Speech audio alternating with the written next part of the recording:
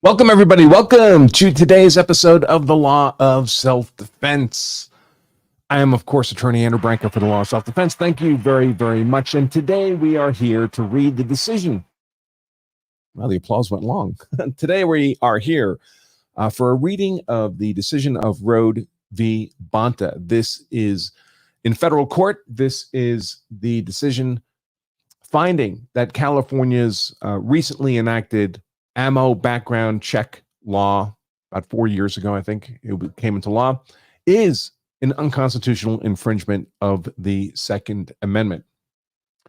This was before federal Judge Benitez, who also issued the ruling in the mid-year, late last year, in the magazine capacity ban law in California, also finding that unconstitutional. So we'll be reading this. That'll be the show. I'll provide a little context about what's going on and where we can expect the things to go moving forward. This ammo background check law is super egregious in California, if you don't know. Essentially, if you buy one round of ammo, you have to have like a $20 or $30 background check done. It's just crazy.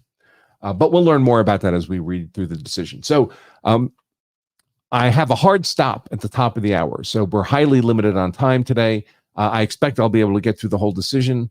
Not sure how much time I'll have for Q&A. So rather than cutting off the open access stream, right now we're streaming on YouTube, Rumble, Twitter, and to our Law of Self-Defense member dashboard.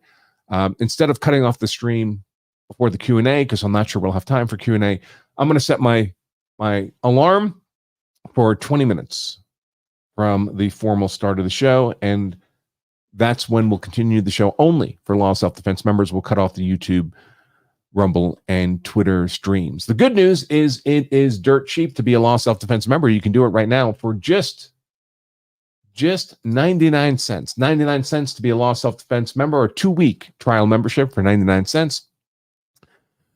Get unlimited access to all our members-only content, including the second half of this show. And after the 2 weeks, it's still dirt cheap to be a Law of Self-Defense member. It's only about 30 cents a day, less than $10 a month to get the 20 to 25, typically hour-long shows that we do every month on various self-defense and occasionally Second Amendment conduct as well. So with that said, I will go ahead and launch the formal start of the show.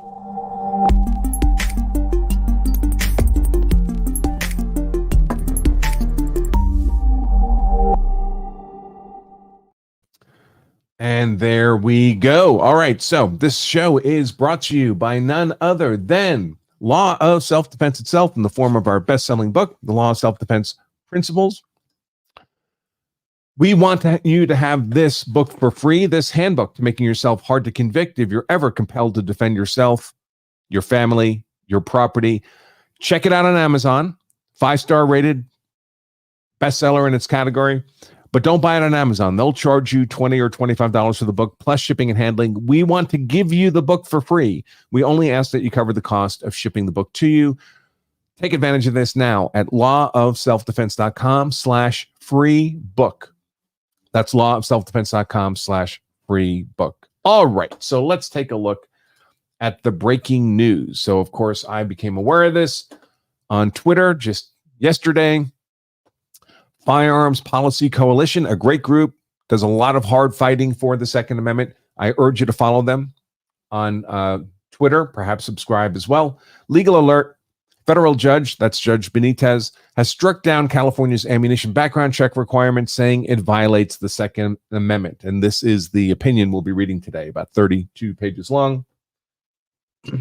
Start the timer for 20 minutes. For those of you who are non-members of the Law of Self-Defense. So the governor, Newsom, immediately issues a press release saying the same fanatic judge. So this judge is a fanatic. It's not even an appropriate use of the word fanatic, but this fanatic judge, who previously compared military-style assault weapons to Swiss Army knives, continues to undermine the credibility of his decisions. I don't think so. By the way, that comparison of assault weapons to Swiss Army knives was something the judge was quoting from the state's own brief. The state came up with that comparison, the state of California. Continuing with the governor's statement, like clockwork, Judge Benitez has yet again put his personal politics and fealty for the gun lobby over the Constitution and common sense. Guns with bullets are the number one killer of children in America. Well, that's a lie. California will fight this extremist, illogical, and incoherent ruling. We'll see how extremist, illogical, incoherent it is, because we're going to read it. As we defend our life-saving measures that are proven to keep our community safe. Actually, after this 4 years ago, this ammo background check went into effect. Homicides, unlawful killings in California are up, not down. So that was the governor's rant. Immediately, after the judge released his decision, the state asked for a temporary injunction so they could appeal to the Ninth Circuit Appellate Court, which is the appellate court over Judge Benitez. And the judge, if we have time, we'll take a look at that. And the judge immediately denied the request for an injunction. You think he knew it was coming? You think he already had this denial written out on his laptop? I bet he did. I bet he did. All right, folks, so let's go ahead and jump right in to this decision. Kim Road. Let's see if I can make this bigger for all of us. There we go. Kim Road and other plaintiffs versus Rob Bonta, Attorney General of the state of California. And this is the ruling, the order issued by Judge Benitez in this case. The California Ammunition Background Check Law. Introduction, Section 1. In 2016, California voters approved a statewide ballot measure known as Proposition 63. Proposition 63 created a background check system for the purchasing of ammunition. The voters approved a system where gun owners would apply for an ammunition purchase permit. The permit would cost $50, and it would be good for 4 years. The permit would be renewable and revocable upon a disqualifying event. Under the Proposition 63 approach, when a gun owner wanted to purchase ammunition, he would submit his ammunition purchase permit to a licensed vendor, and the permit would be checked with the state for current validity. I'm going to skip the footnotes in the interest of time.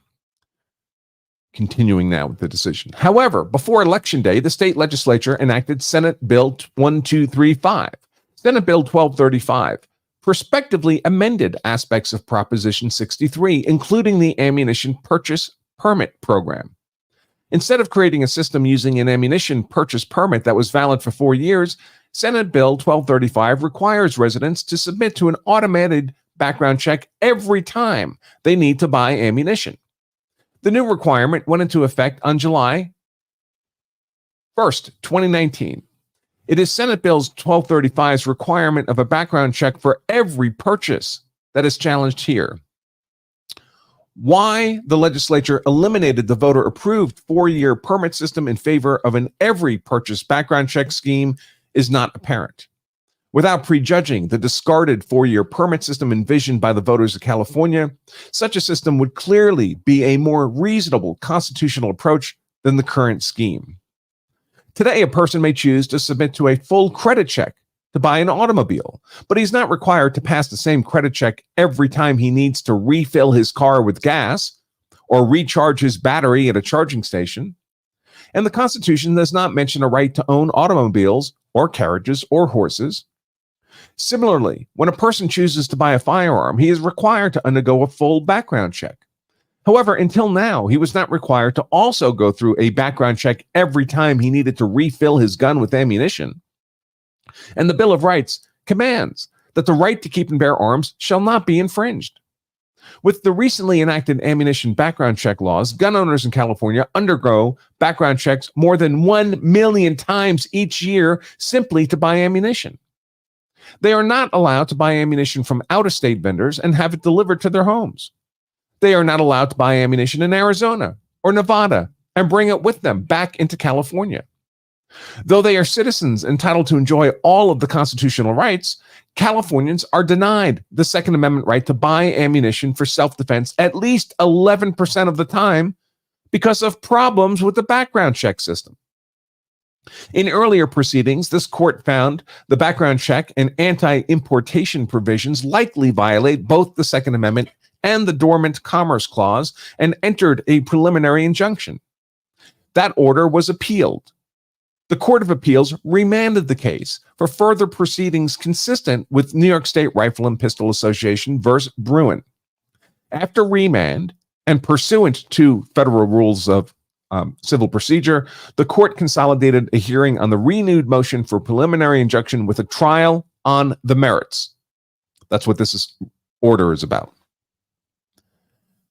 Subsection 2, the challenged state law provision.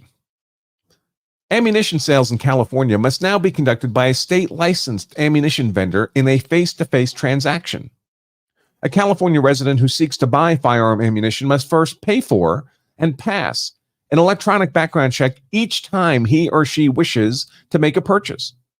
The buyer must prove he is a citizen of the United States and a California resident in order to submit to the background check. The background check must report that the buyer is not a prohibited person, or more specifically, that the buyer is an authorized person. In the language of the statute, to buy ammunition, one must be, quote, a person authorized to purchase ammunition pursuant to Section 3370. The ammunition vendor shall verify with the department in a manner prescribed by the department that the person is authorized to purchase ammunition. If the person is not listed as an authorized ammunition purchaser, the vendor shall deny the sale or transfer. Close quote. The law provides an exception for ammunition purchased at a commercial target range, but the ammunition must not leave the range. There is also an exception for purchasing ammunition from a spouse, registered domestic partner, or immediate family member. However, without a spouse, partner, or family member to buy from, there is nowhere else in California one may go to buy ammunition for defense of self, defense of family, defense of property, use in a militia, hunting, or recreational shooting. A person who needs to buy ammunition has 4 paths to seek authorization: 2 types of background checks, a certificate of eligibility verification check, and a firearm purchase check. Today, the cost of submitting to a background check varies between $1 for the standard check and $19 for the basic check. The certificate of eligibility verification check requires first obtaining a current certificate of eligibility, which demands one go through a time-consuming and expensive process. The fees for a firearm purchase check and any ammunition at the same time are currently $37.19. Whichever path is taken, the background check cost is the same to buy 1 round or 1,000 rounds. A person in California may not purchase from vendors outside of California unless the ammunition is delivered directly to an in-state California licensed ammunition vendor, whereupon the buyer must then pass the background check in a face-to-face transaction. All of this was described in detail in the earlier order. Section 3, the plaintiff's continuing Article 3 standing. This court previously found that plaintiffs had Article 3 standing at the outset of this case. Defendant, California, continues to challenge the plaintiff's Article 3 standing. Now that all of the evidence has been received, plaintiff's standing may be considered again. In other words, that the plaintiff has standing to appear in this federal action. To satisfy Article 3 standing, a plaintiff must show 1, an injury in fact that is concrete and particularized and actual or imminent, not conjectural or hypothetical. They must show 2, a causal connection or causal connection between the injury and the challenged action of the defendant. And they must show 3, that it is likely, as opposed to merely speculative, that the injury will be redressed by a favorable decision. Under this standard, which is the same standard applied previously, plaintiffs have proven that they continue to suffer injuries in fact that are actual and ongoing, that the injuries are directly traceable to the defendant, who is the official responsible for enforcement of the ammunition laws, and that the injuries would be redressed by an injunction against enforcement, a remedy this court can provide. Therefore, plaintiffs continue to have Article 3 standing. Section 4, discussion. Plaintiffs claim the ammunition background check laws are invalid for three main reasons.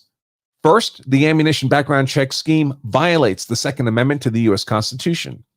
Second, the anti-importation aspect of the ammunition laws violates the Article 1, Section 8, Clause 3 of the Constitution, known as the Dormant Commerce Clause.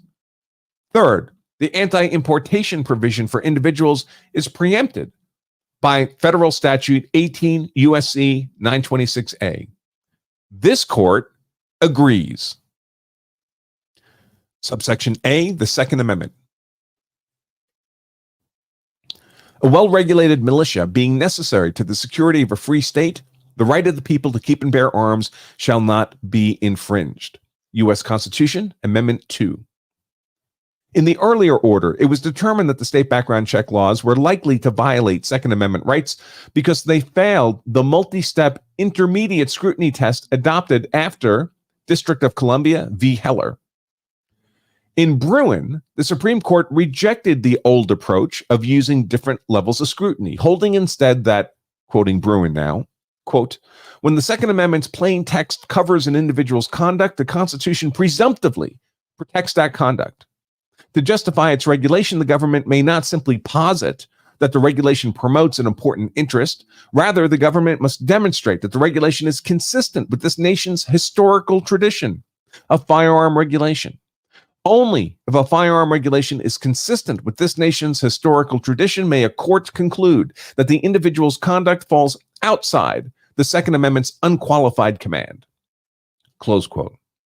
By the way, folks, I've read in live streams all of these or recorded shows, all of these major Second Amendment decisions. In fact, if you're a Law of Self-Defense member, you can go to this shortcut URL. I'll put it up on the screen. lawofselfdefense.com /2A, the number 2 and the letter A. And that'll bring you to this aggregation page where we've gathered up all the Second Amendment shows that I've done. They're a small fraction, of course, of our total number of shows. We focus on self-defense law, use of force law, not Second Amendment, but there's been enough interesting Second Amendment court cases happening that we're starting to build up quite a collection. So if you'd like to see my reading of Bruen or Heller or McDonald, they're all here, lawofselfdefense.com /2A. You do need to be a Law of Self-Defense member to access that, which you can do for just 99 cents, folks. 99 cents.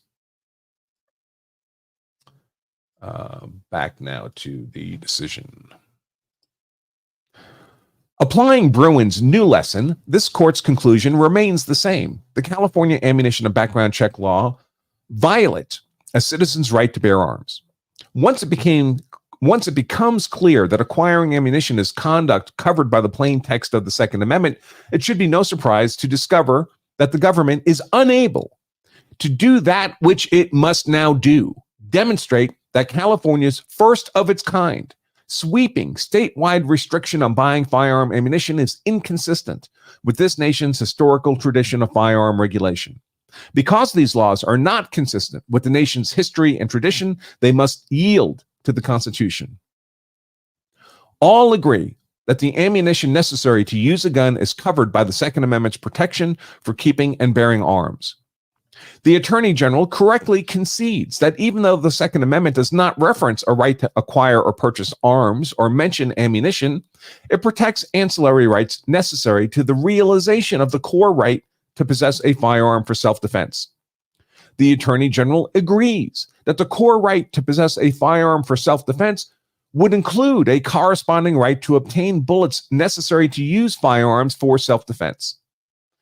Teixeira, a different decision, makes it perfectly clear, quote, we recognized in Jackson that although the Second Amendment does not explicitly protect ammunition, without bullets, the right to bear arms would be meaningless, close quote. That Jackson case, also a separate decision, thus held that, quote, the right to possess firearms for protection implies a corresponding right to obtain the bullets necessary to use them, close quote. This is the historically traditional view.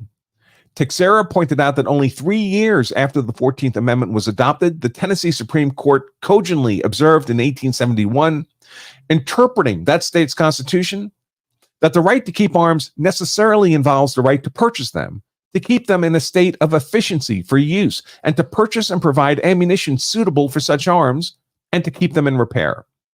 After all, and as Jackson observed, a regulation eliminating a person's ability to obtain or use ammunition could thereby make it impossible to use firearms for their core purpose. And Heller did not differentiate between regulations governing ammunition and regulations governing the firearms themselves. Plaintiffs assert that this is enough to shift the burden to the government to demonstrate a history and tradition of ammunition background checks. In contrast, the Attorney General makes 2 arguments to end the case here, at the textual level, before he has to shoulder the burden of demonstrating a history and tradition of constitutional ammunition background checks. First, he retreats and says that purchasing ammunition without a background check is not really covered by the plain text of the Second Amendment or any ancillary right. Second, he says that the background check laws are simply presumptively lawful regulatory measures. Neither argument is persuasive. The first argument employs a rhetorical device to over-describe in detail the asserted constitutional wrong. Having over-described the alleged constitutional right, it is then argued that the detailed description of the asserted right is not covered by the plain text of the Constitution. This is an example. Quote, here, plaintiffs wish to purchase ammunition without passing a background check. They also wish to purchase ammunition without having to complete a face-to-face transaction at a licensed firearms dealer, and without the dealer retaining records of the transaction. This conduct is not covered by the plain text of the Second Amendment. Close quote. That was a quote from the California Attorney General arguing in favor of these background check laws. Continuing now with the judge's order. The flaw in this approach is that it focuses on the details of the constitutional wrong and then asserts that these details are not covered by the text of the Constitution. For example, suppose a plaintiff described the wrong like this.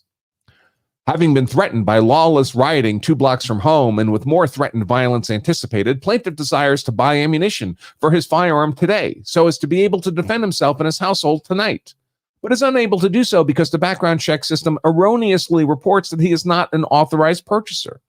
The government would then say that the wrong, as described, is not covered by the plain text of the Second Amendment. But all a plaintiff needs to allege is that by preventing him from buying ammunition, the government's background check system infringed his right to bear arms for self-defense. That is what is done here. For example, the plaintiffs allege that for those who do not have access to a nearby ammunition vendor or FFL, Section 3312 bans and criminalizes the only method by which those affected persons can obtain ammunition for self-defense. The court finds that plaintiffs' allegations of constitutional wrong are covered by the plain text of the Second Amendment. The Attorney General's second argument relies on an old justification, while at the same time avoiding the decision Jackson. He points out that the Supreme Court presumes that conditions and qualifications on the commercial sale of arms are lawful, citing Heller. And Heller quoted, quote, nothing in our opinion should be taken to cast doubt on longstanding prohibitions and laws imposing conditions and qualifications on the commercial sale of arms, close quote. The Attorney General then claims that the ammunition background check laws are no more than conditions and qualifications on the commercial buying of ammunition that are presumptively lawful. Heller did not decide that conditions and qualifications on the commercial buying of ammunition, erected and stacked to the extent that would-be lawful purchases are delayed and denied, would be presumptively lawful. Heller did not say that every condition or qualification a government could impose on buying firearms or ammunition is beyond constitutional review. Heller answered a different question. holding that the Second Amendment protects an individual right and that a complete prohibition on possession of a handgun and requiring the inoperability of a gun in the home violates the Second Amendment. When Heller was decided, no state in the nation had ever required a background check for ammunition. All right, folks, that timer means we're ending the live stream of today's show. We will continue streaming, but only to our Law Self-Defense members. Why don't you take the opportunity right now for that 2-week trial membership, just 99 cents. You'll be immediately emailed directions for how to join us for the rest of this show. And after that 2-week trial membership, if you decide to stay a member, it's still only 30 cents a day, roughly. Less than $10 a month to be a Law Self-Defense member. You can do that right now. Open up another tab on your computer. Go to lawselfdefense.com/trial. Sign up for the 99-cent 2-week trial membership. Get your email with how to log in to the live stream, remainder of today's show. And I look forward to seeing a whole bunch of you there. If you are a Law Self-Defense member, don't go anywhere. Takes me about a 20-second transition to cut off the YouTube, Twitter, and Rumble streams, and then I'll be right back here with you to finish the reading of this.